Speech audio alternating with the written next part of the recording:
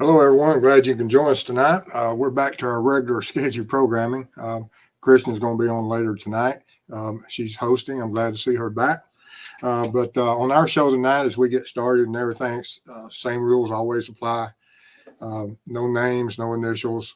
If you have a person of interest, forward that information to law enforcement. And respect the moderators and each other, and let's just have a interesting discussion tonight and talk about a lot of different topics on our coffees and clues, and as we prep for our coming events and our coming trip of where we're heading up to the Midwest. But with that being said, we'll go ahead and get started. Okay, don't forget Molly's in the hospital. Okay.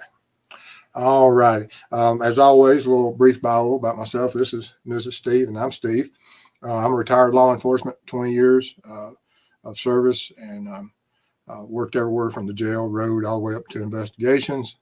During that period, I had training in a lot of areas, everything from SWAT and up to becoming a state certified crime scene tech, which helped my investigative career. And I worked all different types of cases and answered all different types of calls through that, from burglaries up to homicides. But I retired, and after I retired, decided and found the true crime world and the sleuth community, and decided to become an ambassador for law enforcement, and have been doing it. And what I've dedicated this channel to is to become that good ambassador, so that as we share information and show the community out there that this is how law enforcement looks at things, that I hope it has an impact and allows others to see the law enforcement in a different light and understand. Because law enforcement, as they learn about this community and as we move forward and how they can best use the true crime world, and as the true crime world learns how law enforcement works, that maybe we can have a really good team and have an impact that will serve our society. But that being said, we're going to move on in. Oh, this is Quinton Simon, who's missing here in Georgia. And if anyone is in the Savannah area, be on the lookout for this child. It's a terrible story that's going on. Law enforcement, of course, has originally worked it as a missing child that is possible walked out of the home. I think they've recently, with some new developed evidence and things, that they're moving away towards a criminal investigation now. What that means, I have no idea at this time.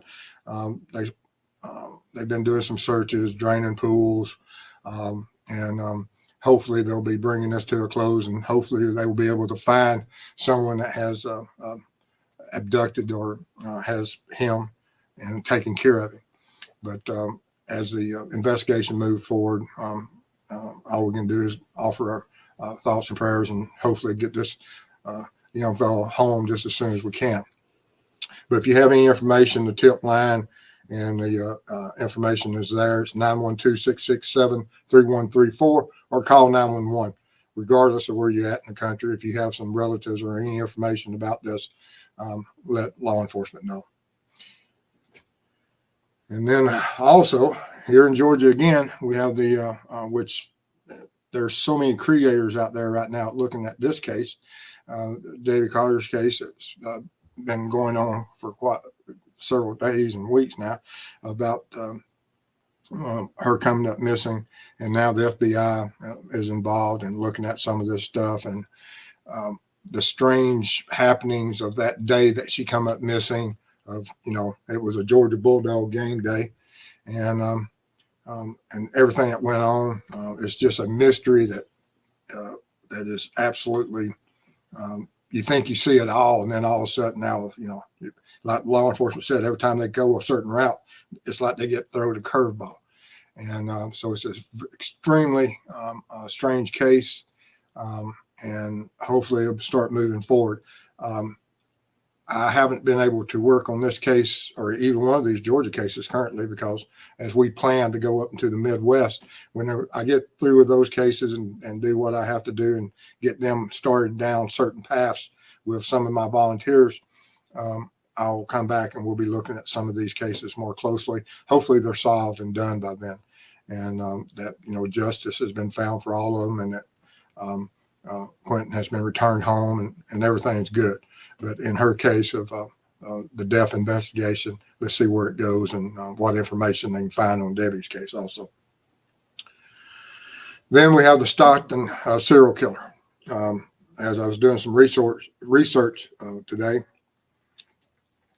and all week, that, you know, they linking up all these cases and past crimes over, you know, it's not just 2 or 3 months, it's going back to over a year, that when he first started this hunting that he is doing against some of these homeless people. But as law enforcement says, that, you know, when you look at the past cases and the offender characteristics, and they say he goes hunting much more often than he kills. So they may have some more information about him. And as they, you know, as they said, it's likely, and I agree, that he may go out there, and if the situation isn't exactly allowing for him to be with the ease of egressing from a crime scene and getting away with it, that he may not act, and which shows some amount of control, which is scary on the fact of serial offenders, that if they have control, that it may take, and he may operate for a far longer time than anticipated. It's one thing if they can't control their actions and can't evaluate a dangerous situation for their own survival or escape. Those individuals are rapidly, usually cornered and captured. This individual here, if they give him through the behavioral science evaluations and things, that he has certain controls, and from just what we have learned in the last few weeks since they came out with his picture of this video of him walking, was that part of their strategy of what they've done, is that they put him to ground, that they let him know you're out there on the streets and you cannot defeat the modern technology. And we have information on you. We know your general build. We know how, certain mannerisms of how you walk, and the unknowns that he is facing pressures that. Of course, this is a silhouette of him, but what do they have that might be from a different angle that law enforcement is working with, and who do they have under surveillance or not? But, and law enforcement also say he likely hunts regularly and strikes when everything is just right, and as I've said, this is an individual that if they're giving him this credit, he is a little bit more organized than just some low IQ offender. And now he may digress in becoming that, but he has certain, responses to threats. And hopefully what they did when they came out and announced it has put him to ground so that he's not as big a threat to their communities as what he was when this initially, as it started speeding up. But he has gone to ground before. He went from 2021 all the way to this year for months without acting. And then he was acting every few weeks. And then he got down just to days, basically. And, but he's looking for that single victim, no witnesses. And he looks and tries to see if there's any type of video coverage when he acts. And, but hopefully we're moving from one position to another, such as what they have here, that this had to be done within a certain time period, and it met the description of who they were looking for. And so law enforcement released that information, and hopefully they have far more information than we, know at this time. But then, as we covered a couple of shows ago, this family that was kidnapped, and that Jesus Salgado here, who was a former employee and had went and kidnapped him, and then he was arrested, and sadly the family was found murdered. And it's just absolutely the evil that lives in this world with us, an individual that you bring in, give them a job, you may have to get rid of them. Then what has happened to, a family that has been destroyed by this animal. And so it's just absolutely horrible what some individuals do, and what this man has done. And hopefully, like I said, they've got everybody that's involved, or, I think there was mention that possibly there may have been someone else. Don't know where that stands currently, but I'll be looking into that and see if I can got some more research. I can come up with some more information as we move forward. And then, of course, we got the Delphi, which we're going to be moving and looking at. If you have any information on Libby or Abby, most certainly call in that information, give it to law enforcement. And I brought this one up because while we're in, we're going to be leaving in a few days, doing our trip up to work some code cases for some families, and had some great news that came in this week. We were worried that we weren't going to be able to get to one of the crime scenes. Made contact with the owner, and absolutely he was extremely gracious and said he didn't know the history of the property that he owned, and that he would grant us access. And so I'm looking forward to that, and getting that information out there, and hopefully we can find some information that will bring law enforcement back into to reopen the case, and possibly some bring some justice to that family. And then we have that while we're up there, we're going to be in the area just a few miles, I think a county or two over from Delphi. So we're going to take this opportunity to visit Delphi for a couple of days, and try to see if we can't,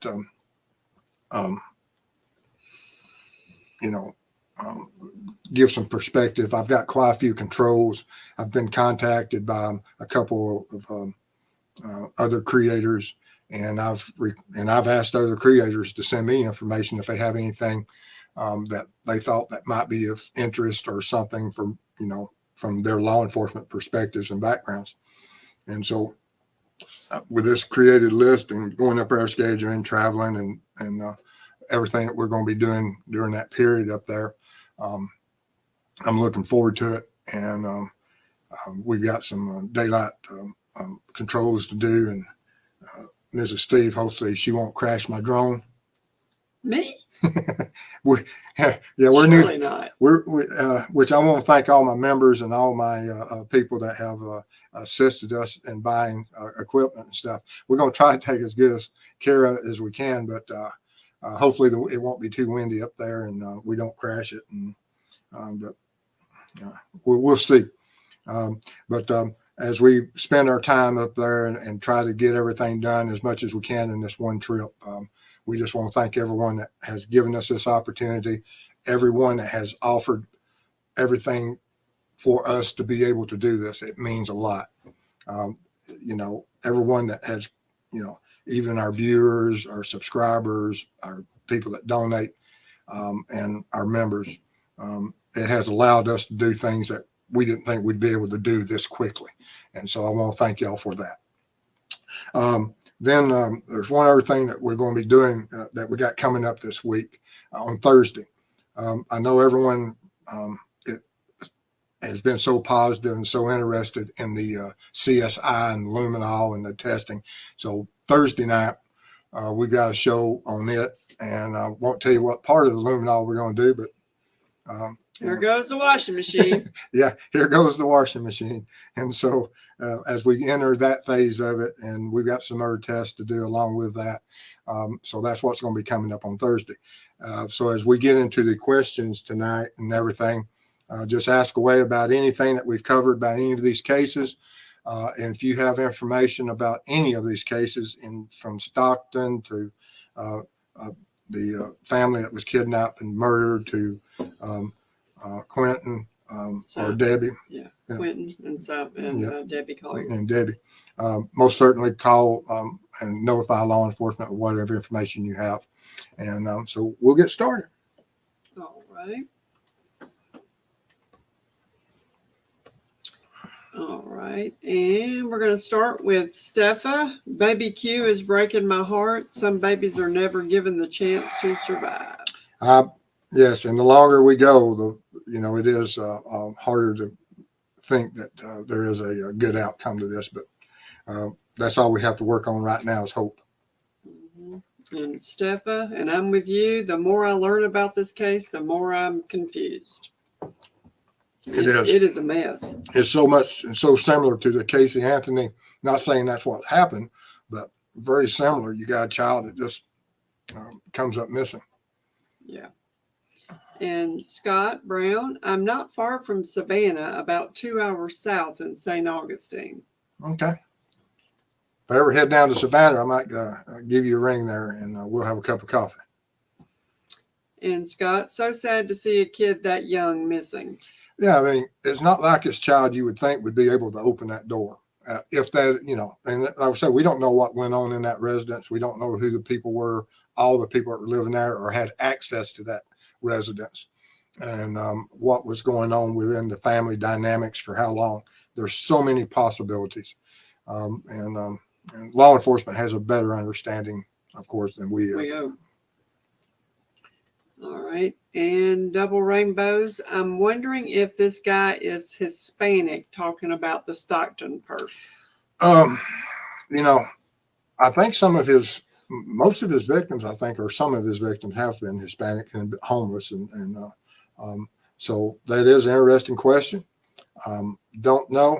And like I said, hopefully this is the strategy that law enforcement was looking for, that we publicize what information we have, put him to ground, lessen the threat, because everyone knows that this is how he dresses. And if you see an individual dressed in such a manner and at a certain time, call in that information. And hopefully that does have the desired effect.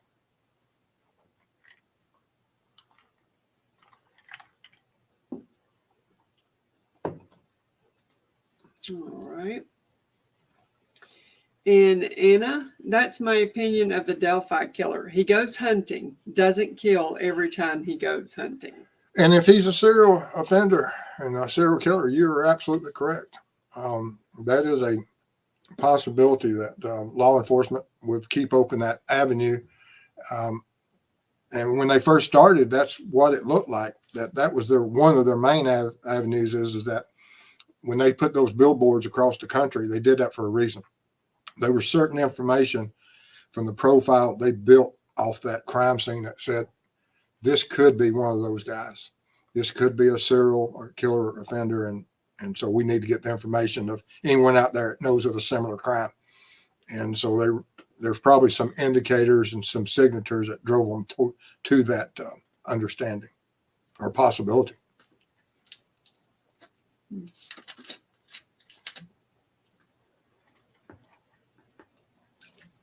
Did Molly make it tonight? She did. She's hanging out in the background. Okay.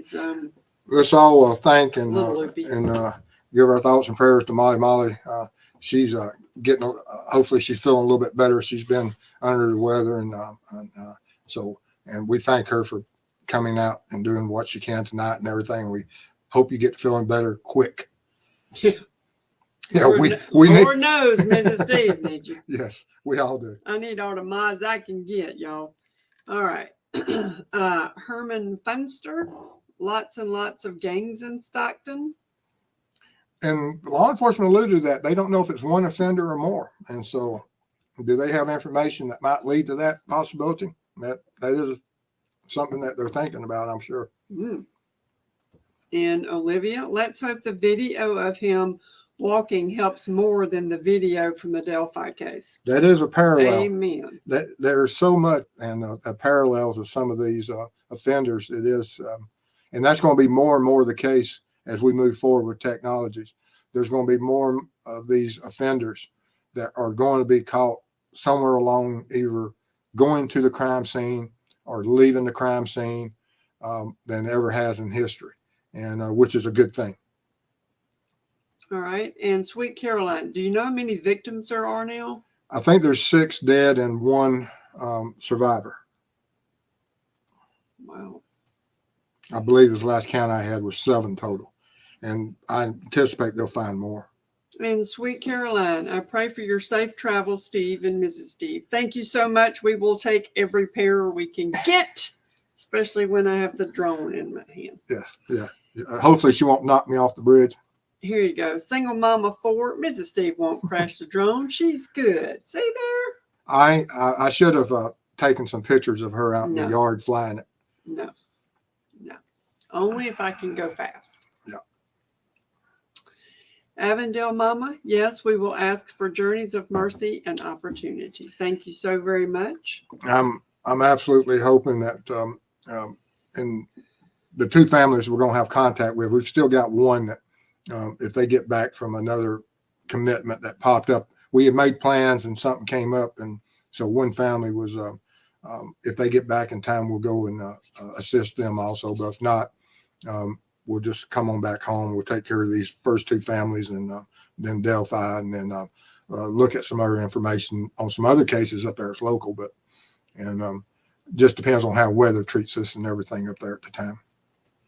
In Anna, it ought to be real pretty traveling this time of year. I was hoping the more leaves would be off, and I was talking to Hoosier up there, and he said that he's already raking leaves, but I had some information that the leaves would be thinning out.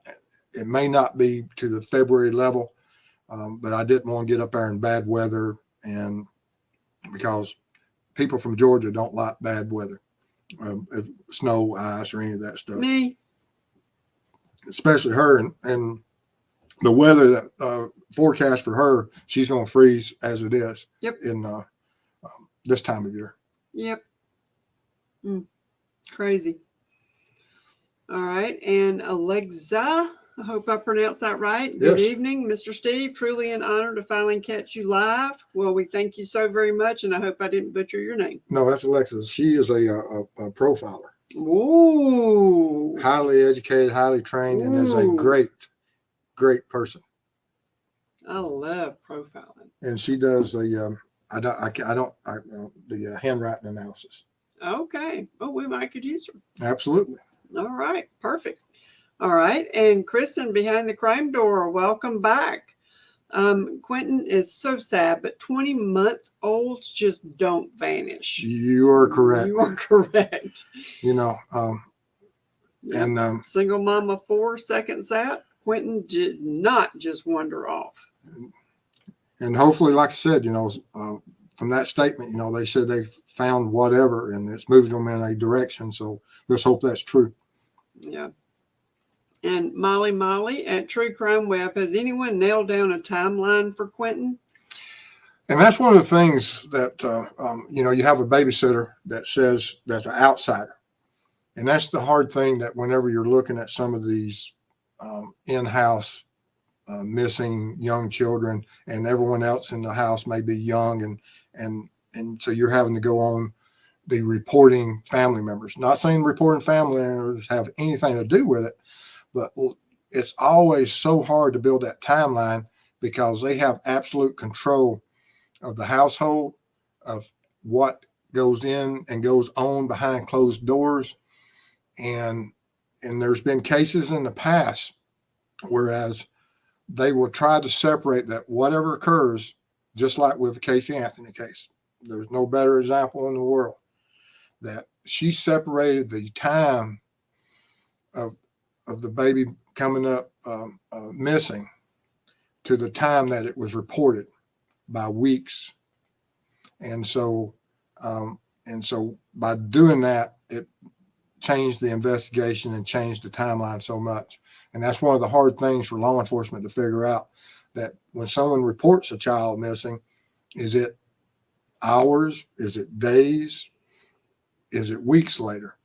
In this case, it would have to just be down to hours later, but there is a window of how many hours could the child have possibly been missing, and law enforcement will look at that because if there is any foul play and it is someone that's closely linked to the family, they'll need to know what that timeline is so that they can start doing the forensics from the devices and the cameras and all the investigative stuff that would go on in trying to track the adults that would have contact with that child.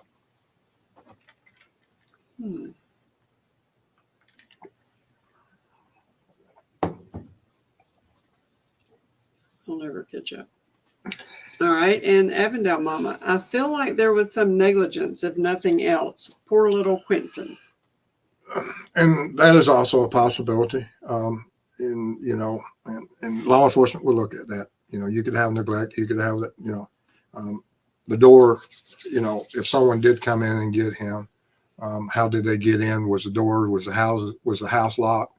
How was that door secured? Would it take a key to come in? And that all would be revealed through the victimology of not only Quinton, but of all the family members of what was when everyone left that household that morning, and then we only have the few family members there. What was the conditions of those doors? Were they locked? Were they deadbolted?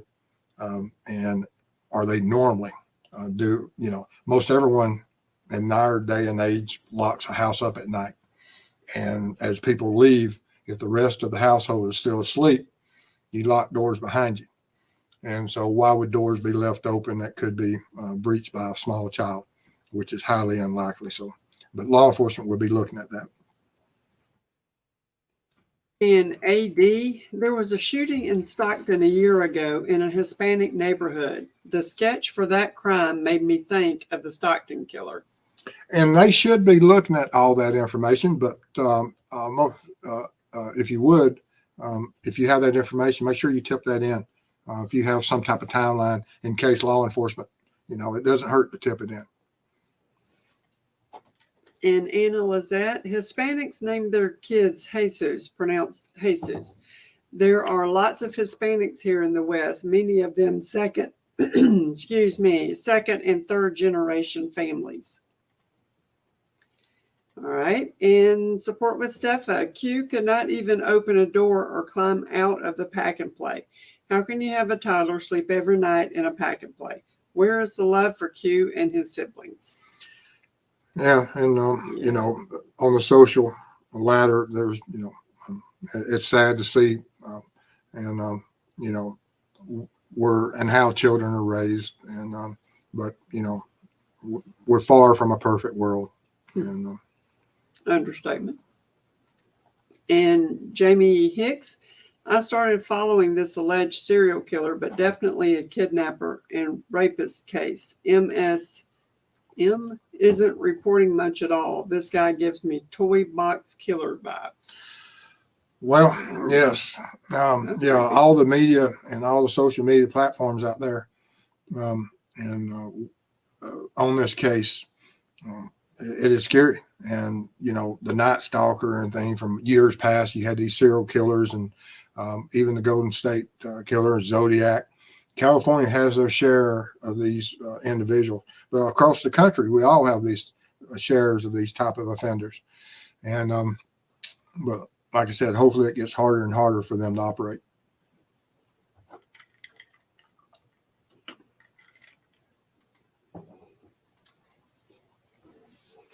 Double Rainbows. He also has an individualistic gait walking to him, which might help. Yes, I have spoke to a couple of individuals that's had some insight about either certain types of injuries that would create such a situation, certain people that have whatever type of maybe birth defects or otherwise that would create such a situation of that strange gait that he has, which someone knows. If they see the video and they see him walking, someone with that knows him will recognize that, because it's not like with BG that we only have a 1.8 second video that's looped. That's only showing the same one step over and over that almost looks like a walk, but it's not. With him, you get to see it for 40 to 50 feet. And Connor, I feel that the Delphi killer is a serial killer going state to state, murdering little girls. It's possible. And like I said, hopefully they'll find out, and hopefully they have some good information. That's all we can hope for. And Sluggish Sleuth, Steve, I've been so excited for you to look into Quinton's case. When we get back, we're going to, like I said, hopefully he'll be back home safe by then. That's our hopes. But if not, then as law enforcement goes in, right now they're not asking for any volunteers. They have the FBI, and they've posted it out there that they don't want any volunteers, that they have it in hand, and I'm hoping that is the case. And Avondale Mama, Stockton reminds me of Son of Sam killer. There's a lot of it versus Lover's Lane, but yes, it is a stalker that goes out there and hunts and picks the victims that he wants to hunt. Single Mama 4, how long you guys going to be gone? Up to about 7 days, possibly. We hope, if whatever timeline it takes and what weather does, but we have a 7-day window that we can be gone.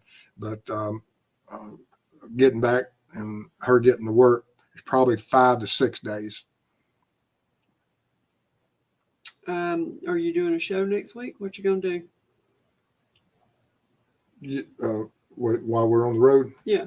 Yeah, we have some people that have offered certain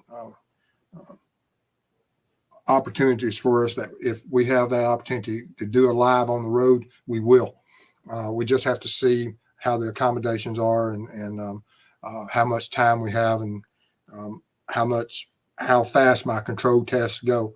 I've got some control tests for daytime, and I've got some low light evening control test, so that we can get out there and see what can be seen as the sun goes down. And so it just depends. Don't know what the time frame would be, but whatever the accommodations are, and how good of a hookup, and can we create a show on the road. This is a learning curve for us, but we're going to try. And Scott, Mr. Steve, take it from someone that lived in Indianapolis for the past 5 years up until 8 months ago. If you go through Indianapolis, take a firearm with you. Don't think you have to worry about that. Yes, multiples. But no, I've traveled throughout the United States, and I believe in self-protection. And Anna at True Crime Web, gosh, you guys are wimps about weather. You said that right. My husband and I did extreme camping even in the winter because we couldn't. It kept us tough. Ain't no way. No way. I love camping, and I've been out, and I'm a hunter. Whether I'm a fisherman, I fish. It doesn't matter. I have to knock ice out of the eyes of my fishing rods, but she won't. And no. She'll just eat the fish, but she won't go. I ain't gonna go. All right, and Elbowsman, hello from the UK. Look at that. And Kristen behind the crime door. It's 1:20 a.m. I am pacing in pain. Prayers are great. Oh, bless your heart. Oh, absolutely. I hope you get feeling better quick. Prayers your way. Ooh, that's awful. And Scott, Indianapolis is one of the most dangerous cities per capita in the United States. And you're taking me there? Yes. Oh, wow. He does love me. Yeah. We're going to eat dinner there. Oh, lucky me. All right. And Diana Blake, new occurrence in Logan Sport near Delphi. Male postal worker abducts female co-worker at gunpoint, drives her a short distance, exits vehicle near railroad tracks, and shoots himself instead of victim. Yeah, well, that's one way to fix stupid. Yeah, that's crazy. CJK, that was a travesty of justice. Poor Kaylee Anthony. Oh, You're not kidding. That was awful. Single Mama 4, to me, that's foul, waiting 3 hours to report him missing. Yeah, it does seem strange, and that wouldn't be the first case. I've been involved with cases where families did, they had a history. This child isn't a history that would be normally missing for 3 hours. So yes, that is a red flag. But I've been there where they've had children that have, were a certain age, 6, 7, 8-year-olds that would go off into wooded areas and play and overstay what their time limits were. And we'd have to go out and find them or track them. And sometimes it didn't end well, but most times it did. This case is totally different. I don't know about that one. All right. And CJK, Steve, does law enforcement use both cadaver dogs and live scent dogs in cases such as Quinton's? Yes. Some of the cadaver dogs, it takes a certain time. Decomposition in the worst case scenario when you're looking at a cadaver dog. And we hoping it's not that, but law enforcement won't know that. And so they'll be looking at if the time frame is, or of the timeline is off, that they'll still use some of these animals that normally it would take a certain time frame for certain animals to alert, but you better safe than sorry. So yes, they'll use everything from the tracking dogs to the cadaver dogs around water, creeks, rivers, anywhere that they could, ditches, woods, and live scent and cadaver dogs.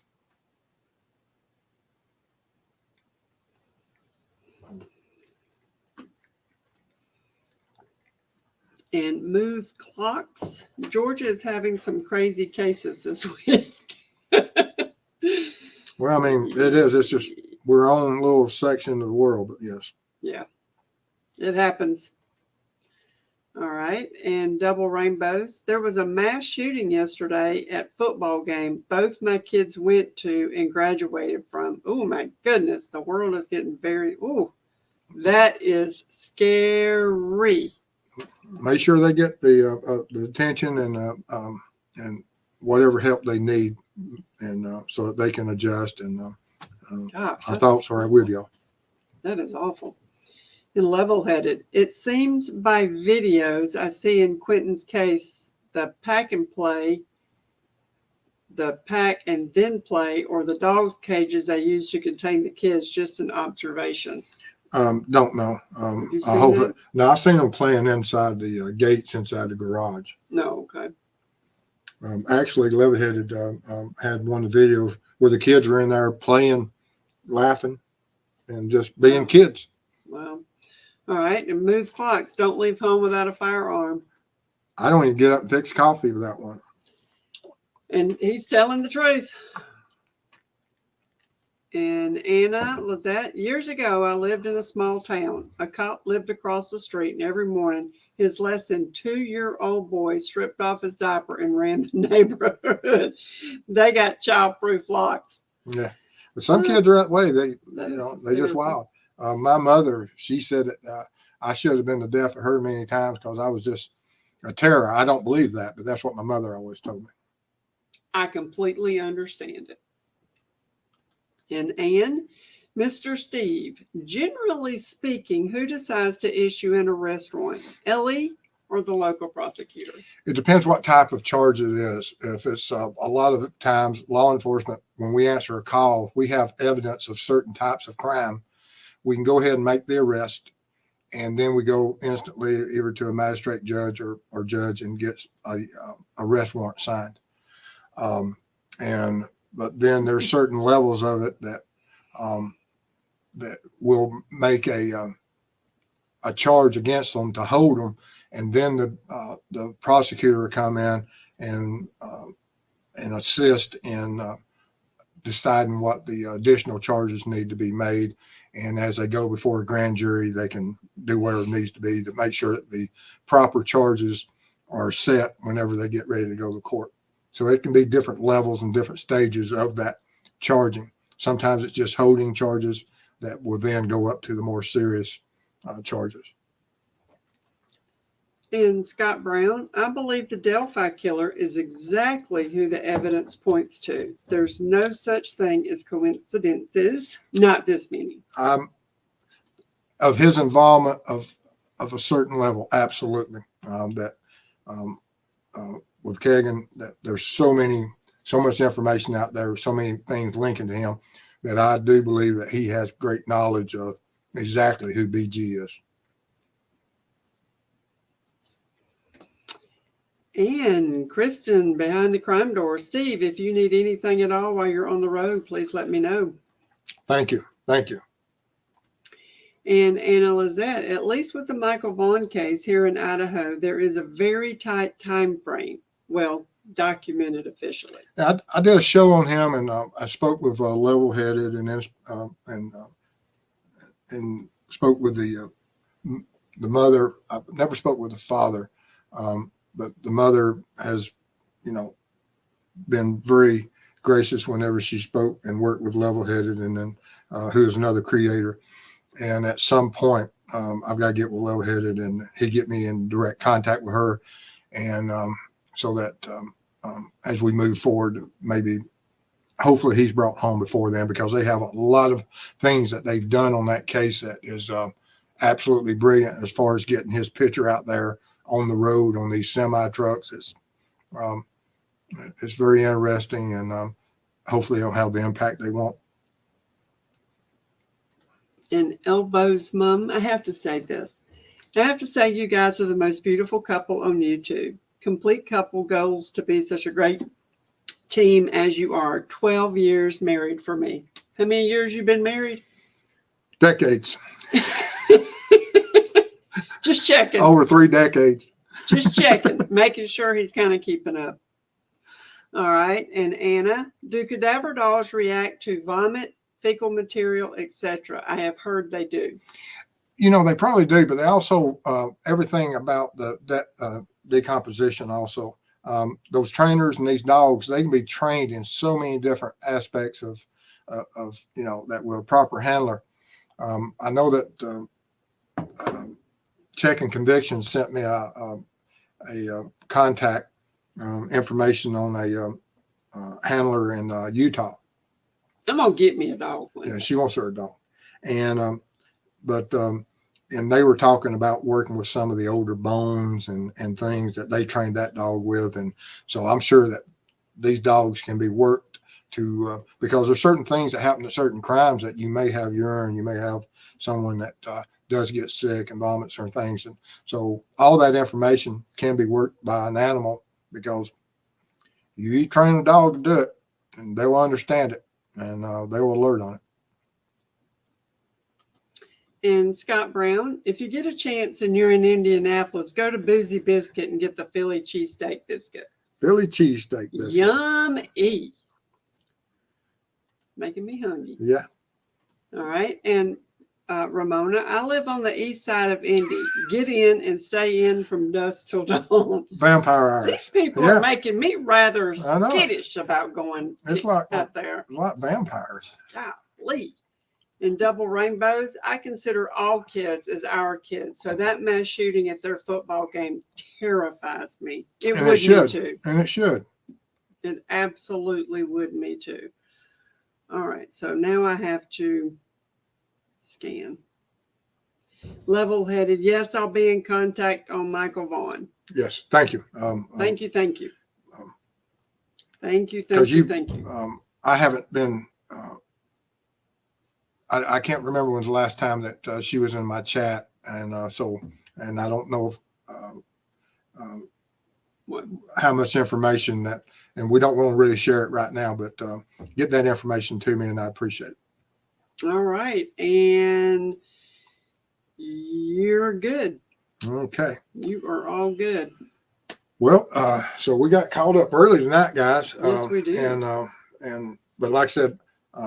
If you have any information on any of these cases, let law enforcement know, because it's very important for, Libby and Abby, and our thoughts and prayers for these families. And if there's any other bad people involved in this, if you have any information on this, let law enforcement know. and the Stockton. I think we had 2 or 3 people that had some contacts out there, Mm-hmm. and y'all be careful out there with this individual. And of course, we'll be looking at this more. And this here is of utmost importance right now. This is just as important as the Stockton case.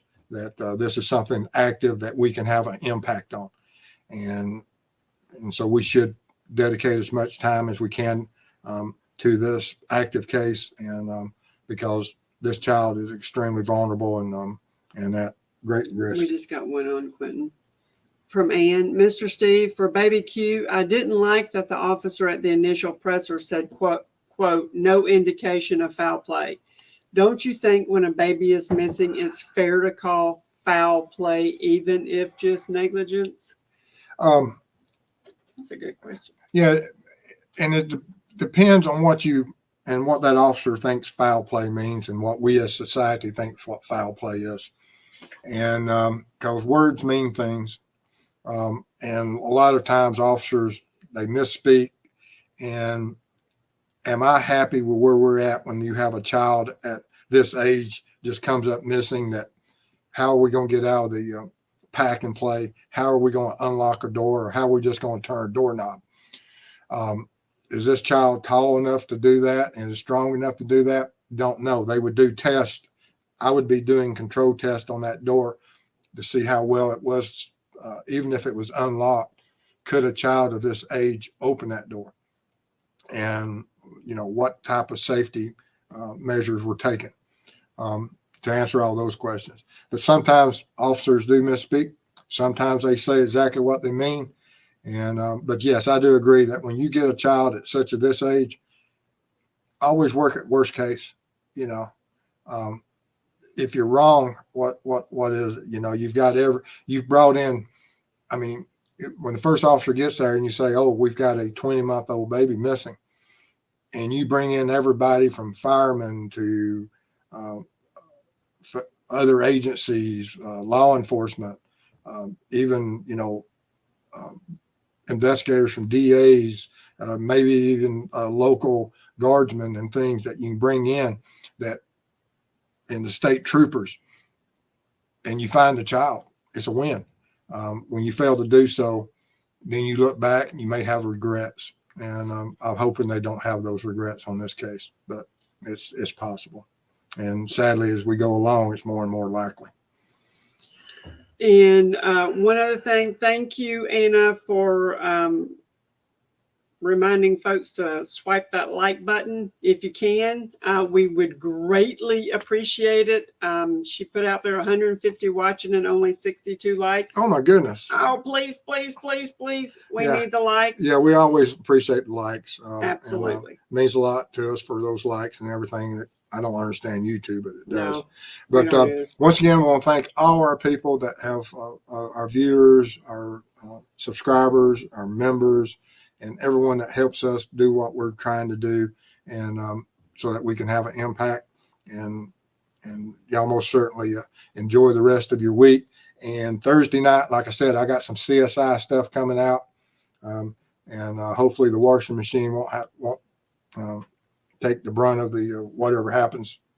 But we hope so. We hope so. And for next week, all we can say about the live shows is we don't know. Check it out on YouTube because we're really kind of unsure. But if we are going to have one, we'll try to get it out with enough notice that you're not scrambling. Yes. And because we don't know what the weather's going to do to us, don't know how long we'll be spending at each family, because the families come first, and that we're actively working these cold cases. And so after the families, then whatever time we have spent will be, or we got allotted towards Delphi, would do that. And if the third family gets in town, I'll be heading to another state, so in the area. But anyway, I appreciate y'all being here tonight, and we're going to go over, and I'm going to fix me a big old cup of coffee.